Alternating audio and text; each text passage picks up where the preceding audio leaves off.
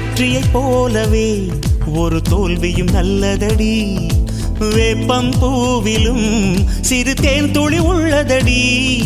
குற்றம் சொல்லாமல் ஒரு சுற்றம் இல்லையடி. இளையும் புன்னகையால் நீ இருட்டுக்கு வெள்ளையடி. தவறுகள் பண்ணி பண்ணி திருந்திய பிறகுதான் நாகரிகம் பிறந்ததடி.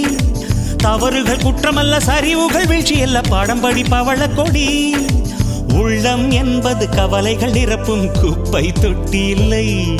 உள்ளம் என்பது பூந்தொட்டியானால் நாளை துன்பமில்லை. புயல் மையம் கொண்டால் மழை மண்ணில் உண்டு. எந்த தீமைக்குள்ளும் சிறு நன்மை உண்டு. ஓ